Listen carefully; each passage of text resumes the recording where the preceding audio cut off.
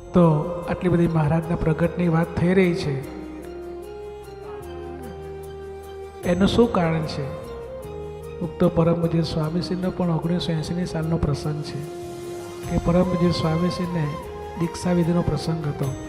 પરમ પૂજ્ય બાપજી દીક્ષા આપી રહ્યા હતા અને એ વખતે પણ ઠાકોરજી પધરાવેલા હતા અને એ જ મૂર્તિમાંથી મહારાજ પ્રગટ થયા, સાક્ષાત દર્શન આપ્યા અને સ્વામીશ્રીને ભગવું વસ્ત્ર ઓઢાડીને કીધું કે તને દીક્ષા અમે આપીએ છીએ. મુક્તો એટલું જ નહીં, મહારાજના ખોળામાં બેસવાનું મળ્યું છે ભાઈઓ. સ્વામિનારાયણ ભગવાને સેવકને ઉપાડીને ખોળામાં બેસાડ્યો. મુક્તો પરમ ખોળામાં બેસાડીને મહારાજે આમ આમ પોતાના ભાલમાંથી ચાંદલો કરી અને આમ ચાંદલો કર્યો છે. આ અહીંની ફેક્ટરીનો ચાંદલો નથી, અક્ષરધામનો ચાંદલો છે.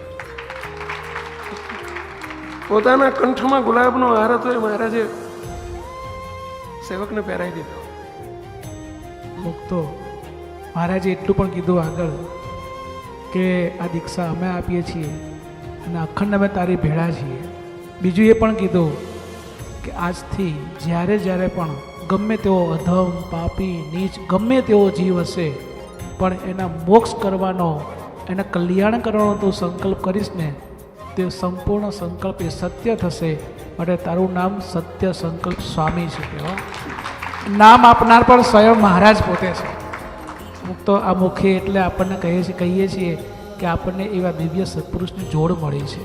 ભલા પરમ પૂજ્ય બાપજી પણ જીવન પણ અબજી બાપાશ્રીના આશીર્વાદથી એ પધાર્યા અને સદગુરુ મુનિ સ્વામીના આશીર્વાદથી જ આ પરમ પૂજ્ય સ્વામીશ્રીનું પ્રાગટ્ય થયું અને દીક્ષા આપનાર પણ સ્વયં મહારાજ પોતે છે.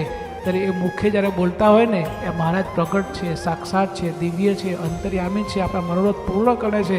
આવી દિવ્ય પ્રાર્થના, આવા આશીર્વાદ અને આજે પ્રસાદ જે કોઈ લે એનો છેલ્લો જન્મ, આવી ગેરંટી સાથેની વાત એ કોણ કરી શકે? એ ભગવાનના ઘેરથી આવેલા સત્પુરુષ કરી શકે. ભક્તો